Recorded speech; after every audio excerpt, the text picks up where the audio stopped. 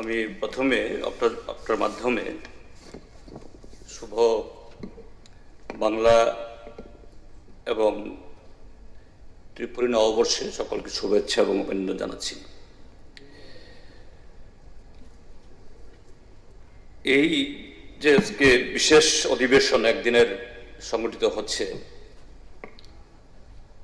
আমাদের মাননীয় সরকারি মুখ্য সচেতক মহোদয়া যে মোশনটা উত্থাপন করেছেন অবশ্যই অত্যন্ত গুরুত্বপূর্ণ এবং সংবেদনশীল। তিনি যেভাবে মোশনটা এনেছেন সেভাবে যদি সমর্থন করতে পারতাম সত্যি খুব খুশি হতে পারতাম, কিন্তু এই মোশনটাকে খুবই গুরুত্বপূর্ণ সংবেদনশীল বলার পরও কেন হুবহু এই মোশনকে সমর্থন করতে পারছি না, আমি নিশ্চয়ই তার যুক্তি এখানে উপস্থিত করতে হবে। স্যার, আজকে সকাল থেকেই অনেক বক্তা অনেক গুরুত্বপূর্ণ আলোচনা করেছেন, বহু তথ্য দিয়েছেন, আমি সমৃদ্ধ হয়েছি, সকলকে ধন্যবাদ। এবং এই যে নারীদের জন্য আইনসভায় 1/3 সংরক্ষণ, এটা সময়ের দাবি। আমি ইউরোপের কথা বলছি না, আমেরিকার কথা বলছি না, যদি আমাদের এই ভারতীয় উপমহাদেশের চত্বরে যদি আমরা দেখি যে ইভেন পাকিস্তান আমাদের সাথে কোনো ক্ষেত্রে তুলনা হয় না, তাদেরও আইনসভাতে আমাদের আইনসভার থেকে তুলনায় বেশি প্রতিনিধিত্ব সেখানে আছে, 17% অ্যাবাভ। নেপাল 33%, বাংলাদেশেও প্রায় 20-21% এরকম। তো স্বাভাবিক পাকিস্তান, নেপাল এবং বাংলাদেশে যদি এরা আমাদের মানে গণতান্ত্রিক উত্তরণে এবং আমাদের দেশে গণতান্ত্রিক আন্দোলনের যে ঐতিহ্য তার তুলনায় পিছিয়ে থেকেও যদি সেখানে নারীরা আমাদের তুলনায় বেশি অংশগ্রহণ করে, সে জায়গাতে আমাদের দেশের আরো অনেক বেশি হওয়া উচিত, এ সম্পর্কে কোনো সন্দেহ নেই। এখন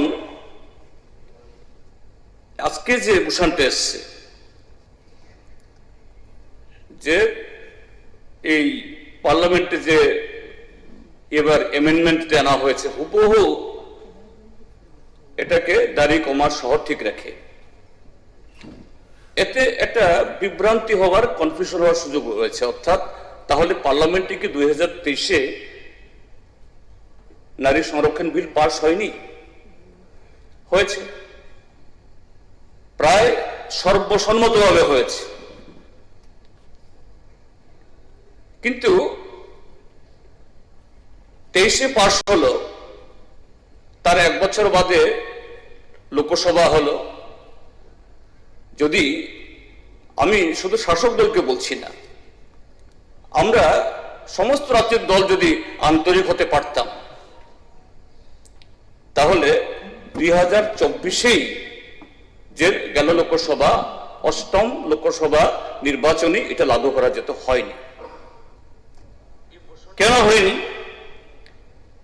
2023-এ যে বিল পাস হয়েছে রাষ্ট্রপতির অনুমোদন পরে, যেটা এখন আইনসিদ্ধ হয়েছে যদিও কার্যকরী হয়নি, তার কি ফিচার্স কি ফিচার্স অফ দ্য বিল?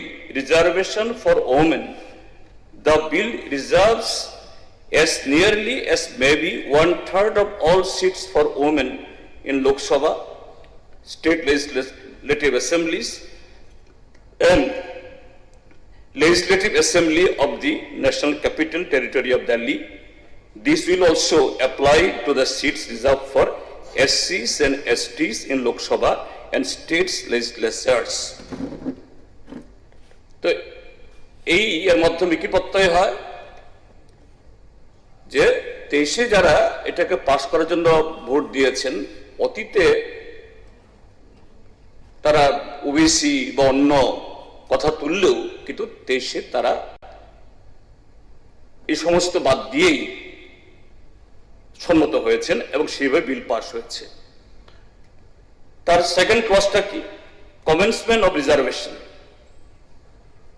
এখানে সবচেয়ে ক্রাক্স অফ দি আজকের যে আলোচনার ইম্পর্টেন্ট যে বিষয়টা এর সাথে related, the reservation will be effective after the census conducted after the commencement of this bill has been published. Based on the census, delimitation will be undertaken to reserve seats for women. The reservation will be provided for a period of 15 years. However, it shall continue till such date as determined by law made by Parliament. অর্থাৎ এই বিলটা আইনে পরিণত হওয়ার পর যে census হবে, এই সেন্সাসটা শুরু হয়েছে 2026-এ। সেন্সাসের পর then delimitation based on the census of 2026, that is after the bill is passed. তো এখানে এই যে গত 16-17 তারিখে যে অ্যামেন্ডমেন্ট আনা হয়েছে সেখানে এই কথাটা বাদ দিয়ে বলা হয়েছে based on 2011 census. এই জায়গাতেই ক্রাক্স অফ দ্য প্রবলেম। এবং সেখানে এরপরে এই যখন রিজার্ভেশন হবে সব হবে তারপরে রোটেশন কিভাবে হবে বলা হয়েছে। এখন আপত্তি কেন? 2011-তে যে সমস্ত স্টেটগুলো থেকে, যেমন দক্ষিণের রাজ্যগুলো থেকে, দক্ষিণ রাজ্যগুলো থেকে শুধু 17 তারিখে যে সমস্ত দল এই বিলের এগেনস্টে ভোট দিয়েছে তারা নন, দক্ষিণ ভারতের এন্টায়ার পলিটিক্যাল পার্টিগুলি অ্যাক্রস দি বোর্ড তারা এর সাথে সম্মতি জ্ঞাপন করতে পারেননি। কেন? কেননা এই যে আমাদের দেশের ডেলিমিটেশন যে হয়, বিধানসভার সদস্যদের সংখ্যা, পার্লামেন্টের সদস্যদের সংখ্যা, যেমন বড় রাজ্যগুলো উত্তরপ্রদেশ, বিহার, পশ্চিমবাংলা বা মহারাষ্ট্র, এই সমস্ত রাজ্যগুলোতে একটা পার্লামেন্টে ভোটারের সংখ্যা 10, 11, 12, 13 লাখ। আবার সিকিম, মিজোরাম, অরুণাচল প্রদেশ, নাগাল্যান্ড, এমনকি আমাদের ত্রিপুরা রাজ্য সেই তুলনায় সে সমস্ত রাজ্যের অর্ধেক বা তার চেয়ে অনেক কম। তাহলে ভারতবর্ষের মধ্যে যারা যে কোনো রাজ্য থেকে হোক সংসদ নির্বাচিত হয়ে যান, ওইখানে এক ভোটের মালিক, সে ভোটে বিল পাস ফেল হওয়া ইয়ে হয়। কিন্তু কেউ 12-13 লাখ ভোটার দ্বারা নির্বাচিত, আবার কেউ 1.5-2 লাখ ভোটার দ্বারা নির্বাচিত। সেখানে কোনো আপত্তির কারণ থাকে না, কারণ এটা আমাদের দেশেরই যে গণতান্ত্রিক ব্যবস্থা তার যে ফাউন্ডেশনকে মজবুত করার জন্য যে স্টেট রিকগনাইজেশন অ্যাক্ট, সে অনুযায়ী ভৌগোলিক, সাংস্কৃতিক, ভাষাগত, ধর্মীয় এগুলো বিভিন্ন কনসিডারেশনে যে আমাদের দেশের যে বৈচিত্র্য, এই বৈচিত্র্যকে যাতে আমাদের গণতন্ত্র, আমাদের সংবিধান, আমাদের পার্লামেন্ট, আমাদের আইনসভাগুলো সঠিকভাবে রিপ্রেজেন্ট করতে পারে, সেভাবেই ডিলিমিটেশন কমিশন তারা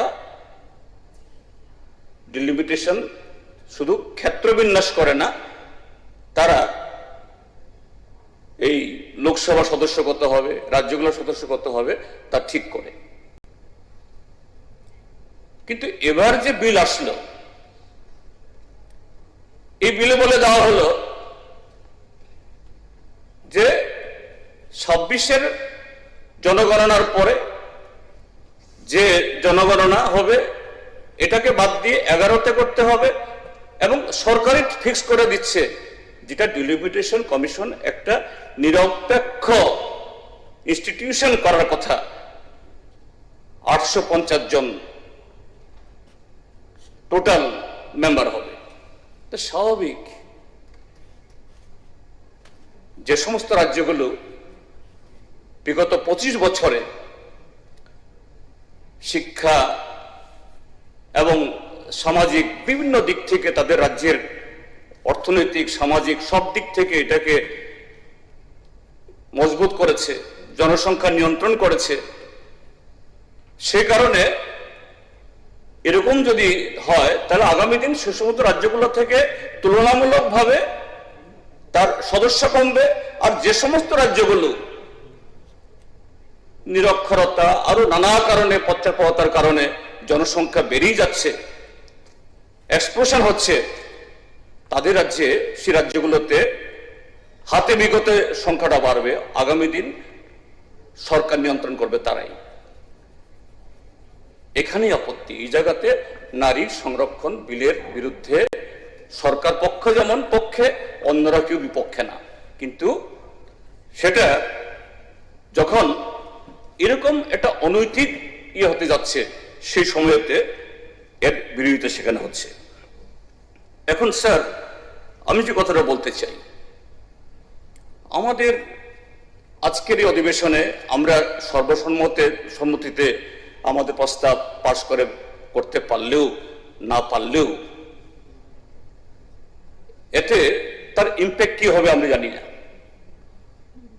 কিন্তু যেহেতু এত গুরুত্বপূর্ণ বিষয় নিয়ে আলোচনা হচ্ছে, অবশ্যই অতীত থেকে শুরু করে বর্তমান অবধি কিছু তথ্য এই বিধানসভার প্রসিডিংসে হবে। আগামী দিনগুলোতে আজ থেকে 20, 30, 40 বছর বাদে মানুষ দেখবেন এই ত্রিপুরা বিধানসভা তারা কি আলোচনা করেছে, কি সিদ্ধান্ত নিয়েছে কোনো একটা জাতীয় ইস্যু নিয়ে। তো এই ক্ষেত্রে কিছু কিছু তথ্য অনেকে বলেছেন, আমি এটাকে আর দীর্ঘায়িত করতে তো বলছি আমি। হ্যাঁ, নারীর সংরক্ষণ, নারী উন্নয়নের ক্ষেত্রেতে আমাদের দেশের সব দলেরই অবশ্যই ভূমিকা আছে। আজকে শাসক দল, বিরোধী দল, আঞ্চলিক দল, জাতীয় দল সবার। কিন্তু এই জায়গাতে কিছু রেকর্ড তো অবশ্যই স্বীকার করতে হবে আমাদের। আমাদের দেশে প্রথম এই যে মহিলাদের ক্ষমতায়ন, মহিলা ছাড়া, তাদের অংশগ্রহণ করা ছাড়া সমাজ, সংস্কৃতি, অর্থনীতি, রাজনীতি, ধর্ম সমস্ত ক্ষেত্রেতেই তার অগ্রগতি এটা সম্ভব না। তো যাত্রা কবে থেকে শুরু হলো? আমি কোন পার্টি এনেছে, কোন সরকার এনেছে নাইবা বললাম। 1978 থেকে পশ্চিমবাংলা থেকে শুরু হয়েছে ত্রিস্তর পঞ্চায়েত রিজার্ভেশন। তারপর 1983-তে এই কর্ণাটকে, সেখানেও এরকম ভাবে লোকাল বডিগুলোতে। তারপরে সংসদে 73rd, 74th অ্যামেন্ডমেন্ট এসছে, ত্রিস্তর পঞ্চায়েতে চালু হয়েছে। এবং এখন শুধু 50% না, এই জায়গাতে বাই রোটেশন অফিস বিয়ারার, অর্থাৎ পঞ্চায়েতের সভাধিপতি, পঞ্চায়েতের প্রধান, চেয়ারপারসন, এগুলো হচ্ছে। তো এই সমস্ত ক্ষেত্রে সব দলেরই ভূমিকা রয়েছে।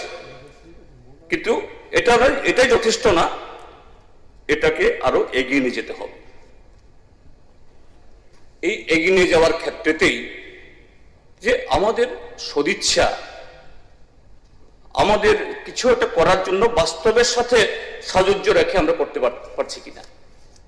কেন গত 17 তারিখে পার্লামেন্টে যখন এটা নারী সংরক্ষণ আগেই বিলটা হয়ে গেছে, পাশ হয়ে গেছে,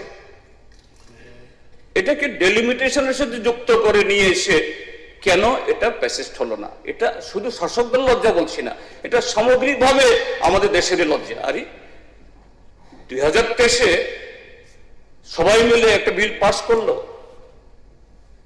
এখন 26-এ এসে এটা হলো না। এবং এখানে তখন ইন্টারভেন করেছে মাননীয় পার্লামেন্টারি অ্যাফেয়ার্স মিনিস্টার, যে না এখানে সংখ্যার দিক থেকে তো পাস হয়েছে ঠিকই, কিন্তু constitution amendment bill both the house 2/3 majority না হলে পাস হয় না, সবাই আমরা জানি। তো এটা যেহেতু constitution amendment bill parliament pass হলো না, পার্লামেন্ট পাস করতে পারলো না, আমরা আজকে ওই ইস্যুটাকে নিয়েই এখানে এই অধিবেশন করা না। আমাদের রুলস এই ইতে প্রসিডিউরসে হয়তো বাধা দেয় না, কিন্তু বাধা না থাকলেও সেরকম ভাবে এটা তো এথিক্যাল কিছু তো আছে, নৈতিকতা কিছু তো আছে।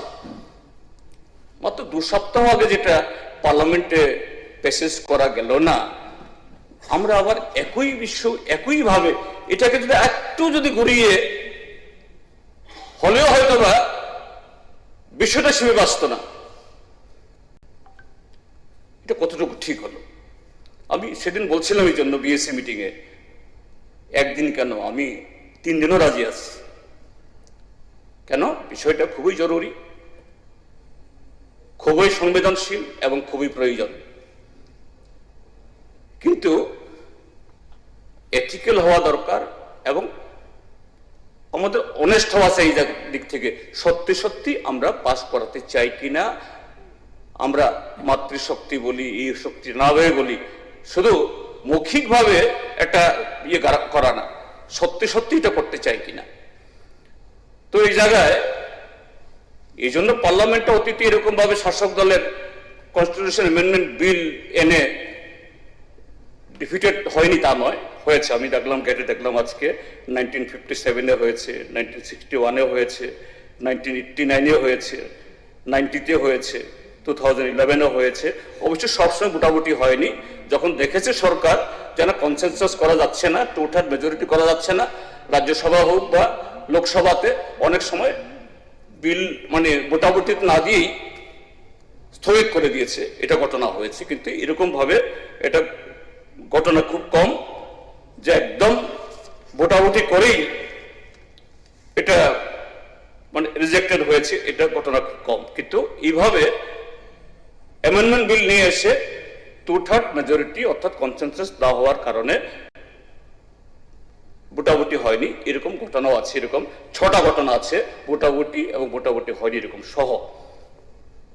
এবং এই ক্ষেত্রে আরো বলা দরকার, যেহেতু আমরা আলোচনা করছি এই জায়গাতে, ট্রেজারি বেঞ্চ খুবই আগ্রহী, আমি আশা করি আন্তরিকভাবে আগ্রহী, আমি এই জায়গাতে কোনো ফ্লাম্বিং করছি না। কিন্তু বারবার বলা হয়েছিল বিরোধী তরফ থেকে, please wait, let the ongoing Vidhan Sabha elections be finished. 29 তারিখে শেষ পোলিং হবে, 4 তারিখ গণনা হবে, আফটার 4th আমরা ভালো সময় নিয়ে আলোচনা করে আমরা করব। অল পার্টি মিটিং ডাকুন, যাতে সত্যি সত্যি আমরা লাগু করতে পারি। কিন্তু কেন তো তারা হল যে না নির্বাচন চলাকালীন সময়েতেই করতে হবে? আমাদের দেশের মডেল কোড অফ কন্ডাক্ট যদি দেখা যায় ইলেকশন কমিশনের বিনে জারি করা হয়, যদিও আমাদের দেশের বর্তমান ইসির ভূমিকা নিয়ে বহু কথা আছে, আমি এটা নিয়ে এখানে মন্তব্য করতে চাই না। ওই সময়তে এরকম একটা বিষয়ে আলোচনা করা যায় কিনা, ইসিআই তরফ থেকে হস্তক্ষেপ হয়নি, কি হতো? এটা 4 তারিখে ঠিক আছে, 4 তারিখে ভোটাভুটি করে কোন একটা দল, শাসক দলই হোক বা বিরোধী দলরা জিতলো বা হারলো, যাই হোক, সত্যি সত্যি যদি সে আন্তরিকতা থাকতো, তাহলে 4 তারিখের পর ফল ঘোষণা করার পর বিজয় উৎসব করে 5টা রাজ্যের সরকার গঠন করার পর একদম সময় নিয়ে সবকটা দল আলোচনা করে করা যেত। তো আমেরিকা ইরানের মধ্যে যুদ্ধ হয়েছে, আমাদের সাথে যুদ্ধ তো হয়নি, এত তাড়াহুড়া কিসের? কাজেই সেই জায়গাতেই যে আন্তরিকতার প্রশ্নে ঘাটতি থেকে যায়। সত্যি সত্যি আমরা এই আইন পাশ হোক এটা চাইছি কিনা। স্যার, এখানে আরেকটা জিনিস আমি তথ্য এখানে বলছি যে 2023-এ যে বিলটা আমরা পাশ করলাম, 24-এ তার 1 বছর বাদে লোকসভা নির্বাচন হয়েছে। হয়তোবা, আমি হয়তোবা বলছি, শাসক দলের একটা আশা ছিল আমরা নারী সংরক্ষণ বিল পাশ করেছি, 24-এ লোকসভা নির্বাচনে তার ফল পাব, বেশি বেশি করে নারী প্রার্থী দাঁড় করিয়ে লোকসভাতে ভোট পার্সেন্টেজও পাবো, বেশি বেশি করে রিজার্ভেশন চালু না হলেও মহিলা সংখ্যা বাড়াতে পারবো। কিন্তু পরিসংখ্যান কি বলে? যেখানে 17th লোকসভাতে আমাদের নারী সদস্য ছিল 78 অল টুগেদার, শুধু আমি শাসক দলের কথা বলছি না, অল টুগেদার 14.4%। কিন্তু 18th লোকসভা, মাত্র 1 বছর আগে আমরা আমাদের দেশের নারীদের সবাই মিলে নারীদের পক্ষে এত কথা বললাম, মাতৃশক্তি বন্দনা আমরা করলাম, কিন্তু 18 লোকসভাতে নারী সদস্য কমে গেল 4 জন, 74। এই মুহূর্তে পার্লামেন্টে আমাদের নারী প্রতিনিধি 13.6%। আমি কোন দলের কথা বলছি না, সিপিএম এর তো নেই, ঠিকই তো নেই, সবাই জানে। সব মিলিয়ে 14.6% কমলো, অর্থাৎ নারীদেরকে আমরা উৎসাহিত করতে পারলাম না। That also a signal that the women folk, our mothers, they have expressed their anger. You passed the bill but not implemented. এবং সেই জায়গাতে আরেকটা পরিসংখ্যান দিচ্ছি, হয়তো বলবেন যে না, এই যে 17 তারিখ ভোটাভুটি হলো, সেখানে বিলের পক্ষে 298 তো না, 98, বিপক্ষে 230।